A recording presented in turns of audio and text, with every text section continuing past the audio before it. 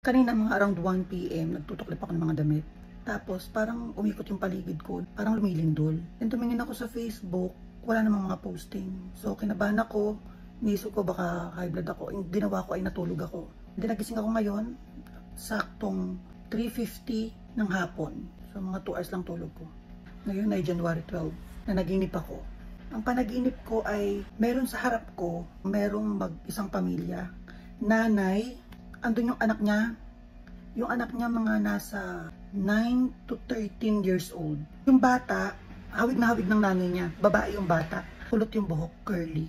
And then may isang lalaki doon, hindi confirm sa panaginip kung tatay siya nung bata. Pero magkakasama silang tatlo eh. Tapos may lalaking dumating. Yung lalaki, binaril yung kasama nilang lalaki na hindi malinaw kung tatay ng bata. Tapos umalis yung taong bumaril. Yung lalaki nagkaroon ng daplis na sugat.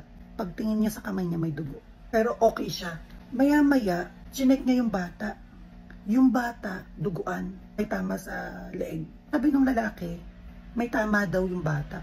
Kung tinignan nung babae yung sugat, ang sabi lang ng babae, ay oo, may tama. Tapos yung bata, dumugo na yung ilong. Nanghina na yung bata.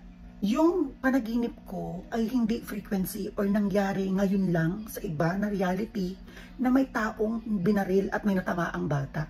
Yung panaginip ko ay visions or prediction. Bakit? Kasi walang emosyon. Nakita ng nanay yung bata at sinabi niya na ay oo, may tama. Anak niya yung nabaril.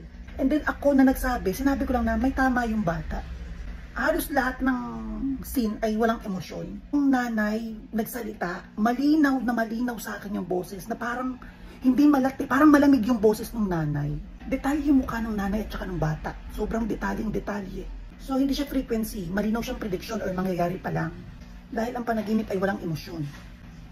Lately napapadala sa mga panaginip ko na nagigising ako kasi mismo sa panaginip ay nababanggit kong nananaginip ako. Lately, nalalaman ko sa mismong panaginip na nananaginip lang ako. Kahit frequency or kabaligtaran or vision. Yun yung nagiging way para magising ako. Actually, hindi natin gustuhin nagigising sa panaginip. Pero gada naaalala ko na nananaginip lang ako. Mismo sa panaginip, nagigising ako kagad. So yun ang panaginip na yun. Walang emosyon. Para akong nanood ng video. Para akong nanood ng movie. Na alam mong scene lang.